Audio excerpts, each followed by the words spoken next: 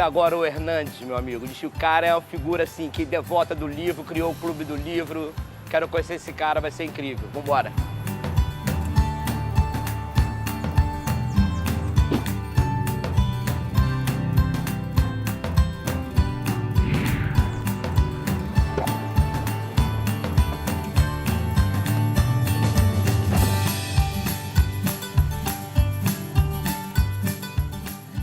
Assim, eu sou um bom dinamizador de conversa.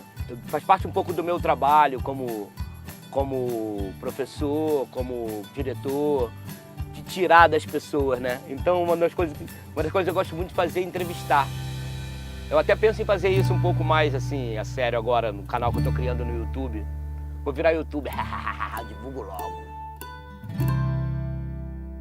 Tô chamando de Papo Reto com Libá. Você será convidado. Eu gosto dos personagens, eu senti que ele é o maior personagem. O cara que tem um clube de livro presencial, meu irmão, na época dos aplicativos, na época das relações virtuais, esse cara já é considerado assim um dinossauro. E aí eu fico pensando que no mundo que vem, está vindo, pessoas assim cada vez existirão menos, porém elas serão cada vez mais necessárias. Precisamos criar um equilíbrio ecológico com isso, para que esses seres não entrem em extinção e a nossa fauna fique comprometida.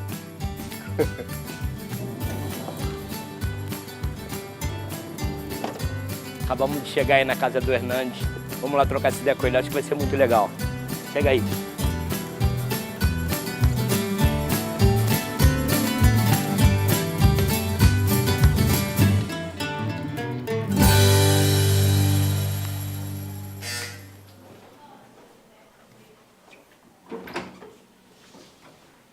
Olá, Hernandes.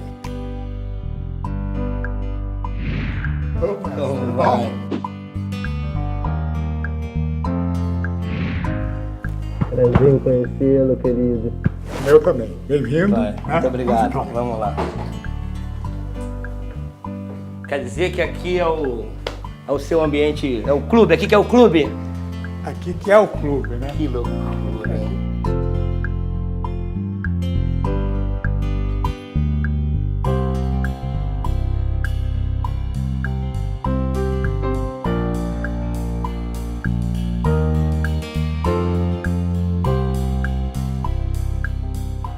Quando eu vim aqui, soube que era contigo que eu ia falar, eu falei, quem nos dias do aplicativo, nos dias dos encontros virtuais, ainda propõe um clube do livro presencial?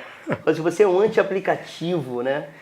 Na medida em que o mundo ficar mais tecnológico, pessoas como você não podem deixar de existir. Exatamente. Existem situações assim que pessoas, em conversas, eu falo assim, você reúne pessoas para ler Machado de Assis? Machado de Assis, eles leem? Quase um ET, né? Quase um ET. E eu trabalho há uns 7 anos, né? Eu sou arquiteto originalmente e fiz mestrado em literatura na idade velhinho já. Já depois de arquiteto, depois de realizado como arquiteto. Eu fui para fazer o mestrado em literatura com 50 anos. De lá para cá, comecei assim com um grupo. Como é que começou a leitura? Como é que foi essa paixão? Não, a paixão pela leitura. A minha paixão pela leitura. Para com 50 leitura. anos você retomar isso de uma maneira tão vigorosa. A deflagração do meu processo de leitura, eu sou do interior de Minas. Uma família assim, em que livro não existia nesse assunto, né? Uma aridez total sobre essa cultura. Tinha livro em casa? Não tinha livro em casa. No curso primário, que eu estudava fora, porque eu morava numa fazenda, eu ganhei da professora um livrinho. Qual era o livro? Os Anõezinhos Feiticeiros. Aquelas histórias infantis em que anões mágicos invadem a oficina do sapateiro e fazem o trabalho dele. Um clássico, né?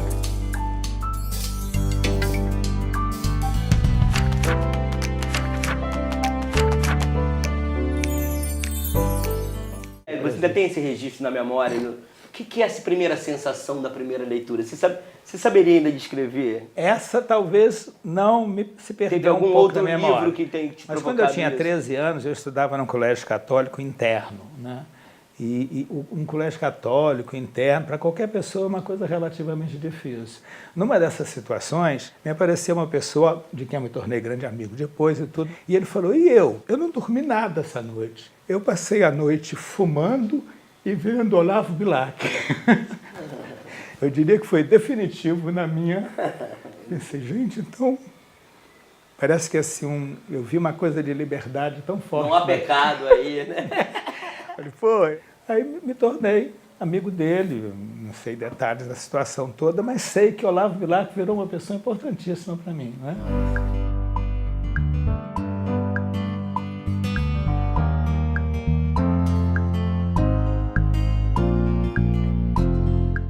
Quando eu li Ouvir Estrelas, é um poema que até hoje, é lógico que ele também é um poema consagrado e tudo, tem um grande valor para mim dessa estimativa, né?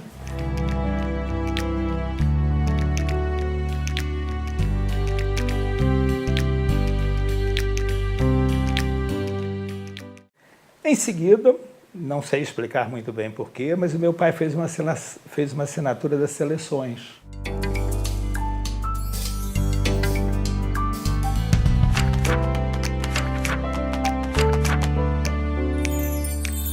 Engraçado como começou pela poesia, né? Começou pela poesia, né? E a poesia te exerce um fascínio diferenciado dos outros gêneros literários, assim? Qual é o gênero que mais... Eu diria que com o andamento das coisas e da própria vida, não. Eu me fixei muito no romance, né? Eu vou lhe confessar uma frustração que eu tenho, eu não sei se é uma frustração ou uma limitação. Eu também comecei cedo com a leitura, mas eu fui expulso da escola, no ensino médio, e eu virei imediatamente ator. Então tudo que eu li foi em relação ao universo do ser humano. Quer dizer, tudo. Eu li um ou outro romance. E tem uma grande deficiência. Eu virei um leitor compulsivo, de um leitor técnico, para entender aqueles...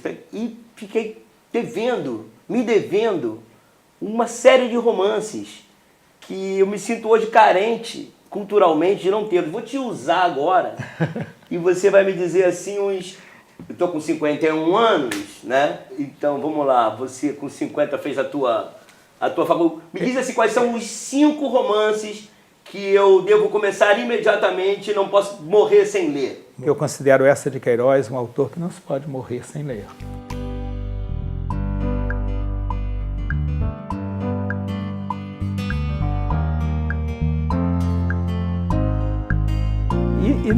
Na situação da literatura brasileira, o que você não pode nunca deixar de ler é Guimarães Rosa.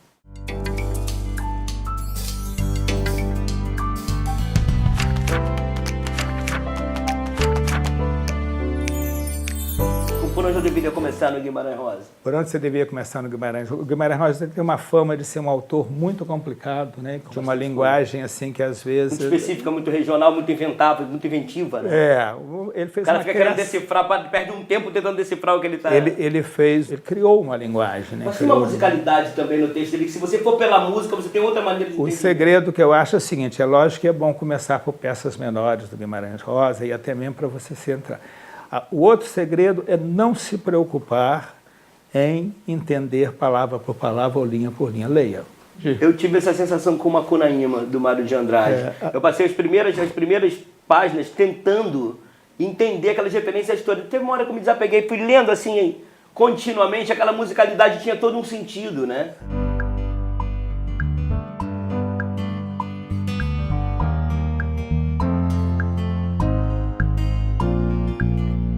Prosseguindo numa história de que livros são essenciais na vida, extrapolando muito essa situação da literatura brasileira, eu também faço um grupo que é o Machado de Assis. Machado de Assis é o mais essencial dos autores brasileiros de todos os tempos. Eu conheci depois de grande também. Eu chamo de Rei dos Reis.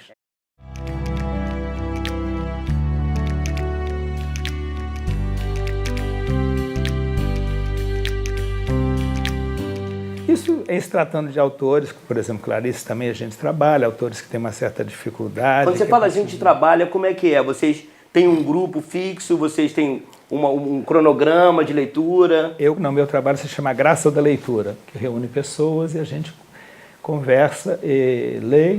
Não existe um tom professoral. Atualmente eu tenho 4 grupos, eles variam de 7 pessoas a 11 pessoas. 11 é muito. O ideal para mim é 8, 9, 10. Assim. Qual é a faixa de idade desses grupos? São pessoas que já se aposentaram? Isso é uma deficiência do meu grupo. Não consigo captar três elementos difíceis. Homens, jovens e, digamos assim, um outro nível social, porque eles são muito equiparados socialmente. Né?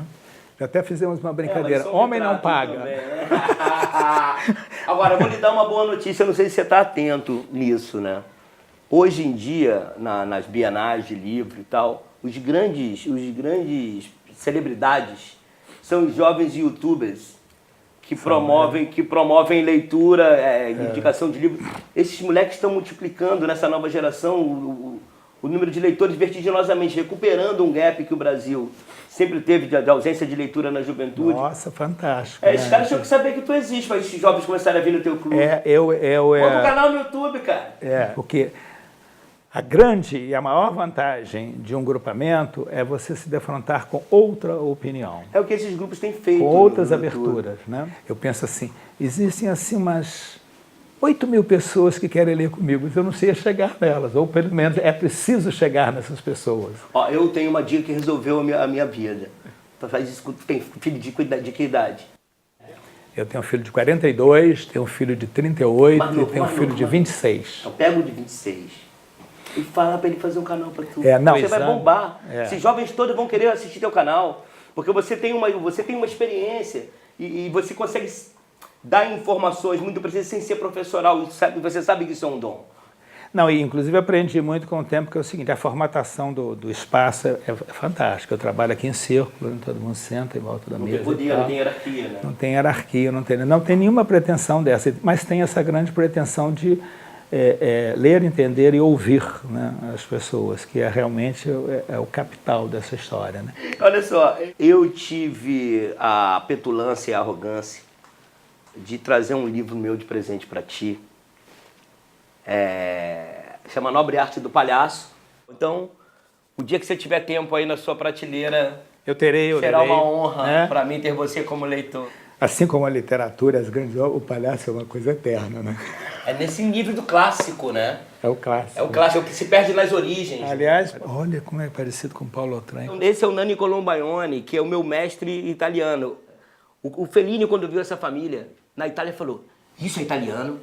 E foi atrás dos caras e pesquisou. Então ele foi fundamental em 2 filmes do Fellini. Um filme chamado I Clowns, que é um documentário sobre palhaço.